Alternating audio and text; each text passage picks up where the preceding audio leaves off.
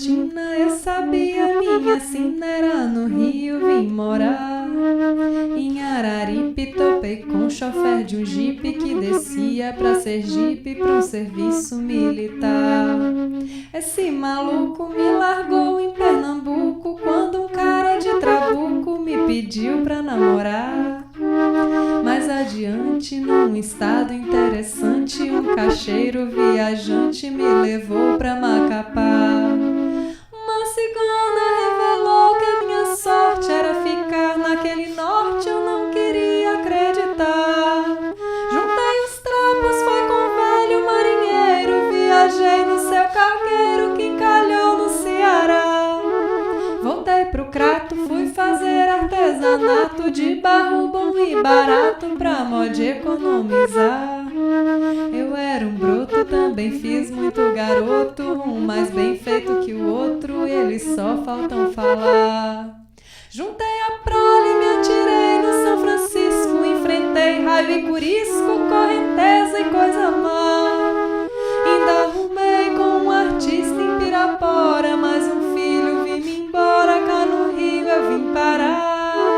Veripanema foi que nem beber Jurema, que cenário de cinema, que poema beira-mar.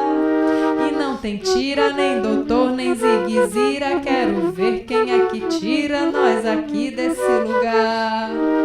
E não tem tira, nem doutor, nem zigue-zira, quero ver quem é que tira nós aqui desse lugar.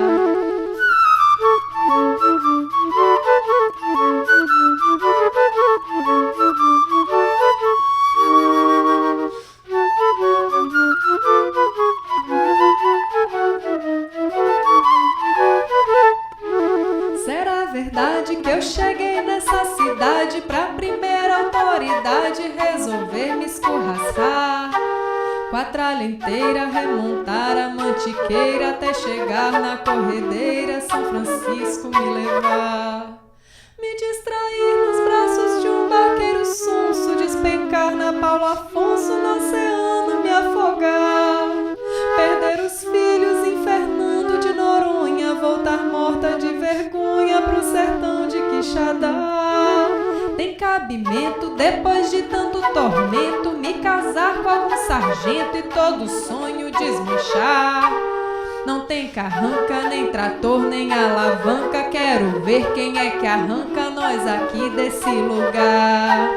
Não tem carranca, nem trator, nem alavanca, quero ver quem é que arranca nós aqui desse lugar.